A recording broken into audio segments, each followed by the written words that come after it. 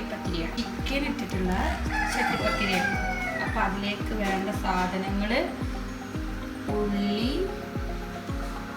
പിന്നെ ഇഞ്ചി, വെളുത്തുള്ളി, പച്ചമുളക് പേസ്റ്റ്, ചിക്കന്, പിന്നെ കുറച്ച് മല്ലിച്ചപ്പ്.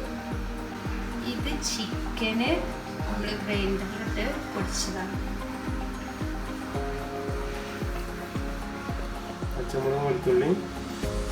ഇത് പച്ചമുളകും വെളുത്തുള്ളി ഇഞ്ചി ആദ്യം മസാലയാണ് തയ്യാറാക്കുന്നത്.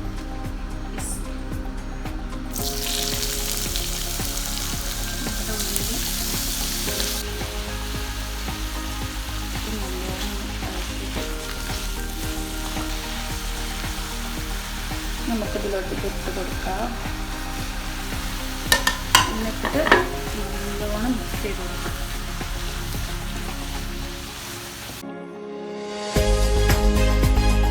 മസാല തയ്യാറാക്കുന്നതിനിടയിൽ ഉമ്മ എന്നെ ഹെൽപ്പ് ചെയ്യുന്നുണ്ട്. മൈദമാവ് കുഴച്ച് എനിക്ക് പത്തിരി പരത്തി തരുന്നുണ്ട്.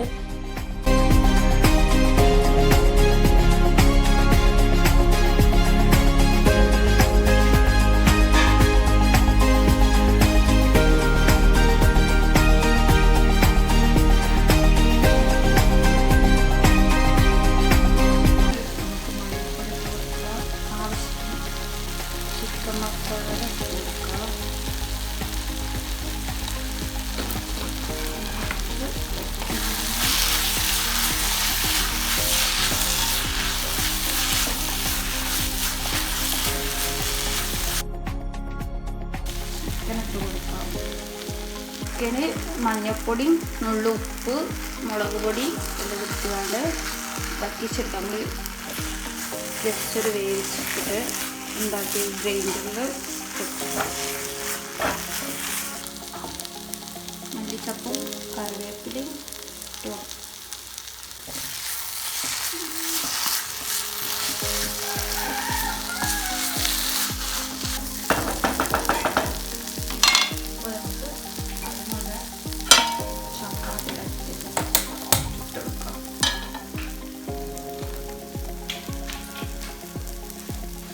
ഹാഫ് വേവിൽ ചുട്ടെടുക്കാം.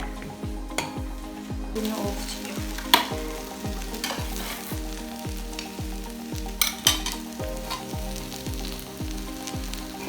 ചട്ടിപ്പത്തിരി ഉണ്ടാക്കുന്ന പാത്രത്തിന്റെ സൈസിനനുസരിച്ചിട്ട് നമുക്ക് പത്തിരി പരത്തിയെടുക്കാം.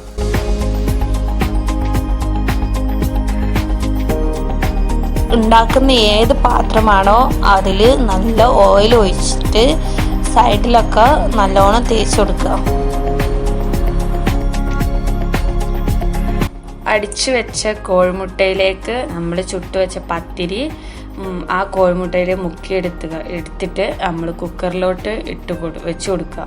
എന്നിട്ട് നമ്മൾ കൂട്ടി വെച്ച മസാല അതിലേക്ക് കുറേശ്ശെ ഇട്ട് കൊടുക്കുക. ഇനിയോ പത്തിരി ഇതിന് മേലെ ഒന്നുകൂടി മുട്ടയിൽ മുക്കിയിട്ട് വെച്ച് കൊടുക്കുക. എന്നിട്ട് അതിൻ്റെ മേലെ മസാല ഇട്ട് കൊടുക്കുക.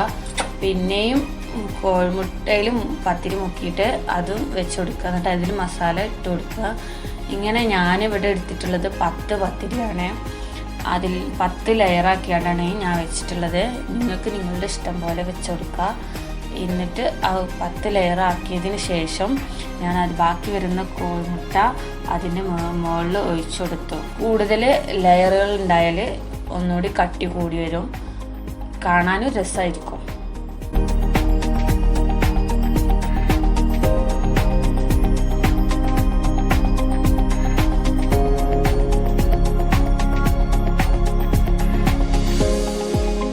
ഏകദേശം 10 ലെയറോളം ഞാൻ ഇട്ടിട്ടുണ്ട്. ഇനി ബാക്കിയുള്ള കോഴിമുട്ട ഇതിലേക്ക് ഒഴിച്ചു കൊടുക്കുക.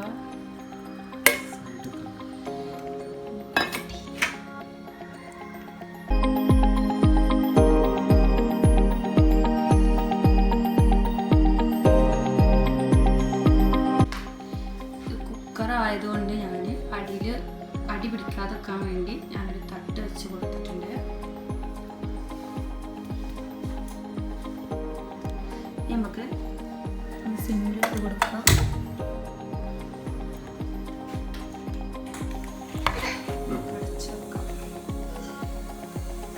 ഏകദേശം 5 മിനിറ്റ് കഴിഞ്ഞാൽ നല്ല സ്മെല്ല് വരും. ഇറച്ചി ചട്ടിപ്പത്തിരിയുടെ സ്മെല്ല് വരും. അപ്പോൾ എടുത്ത് നോക്കാം. ഇത് കുക്കറായതുകൊണ്ടാണ് ഇങ്ങനൊരു തളിക വെച്ചത്. ഫ്രൈ പാനിൽ കുഴിയുള്ള ഫ്രൈ പാനിലാണെങ്കിൽ അത് ഞങ്ങൾ പിടിക്കില്ല. സ്മെല്ല് വരുന്നുണ്ട്. നമുക്കിനി ഇതൊന്ന് തുറന്ന് നോക്കാം.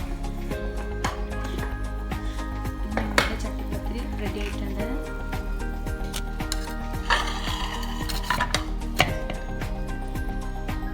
കട്ട് ചെയ്ത് നോക്കാം. ഇഫ്താറിന് ഉണ്ടാക്കാൻ പറ്റുന്ന നല്ലൊരു വിഭവമാണിത്. വളരെ എളുപ്പത്തിൽ ഉണ്ടാക്കാൻ പറ്റുന്നതാണ്. ഈ ചട്ടിപ്പത്തിരി ഇഷ്ടപ്പെട്ടിട്ടുണ്ടെങ്കിൽ ലൈക്ക് ചെയ്യുക, ഷെയർ ചെയ്യുക, സബ്സ്ക്രൈബ് ചെയ്യുക.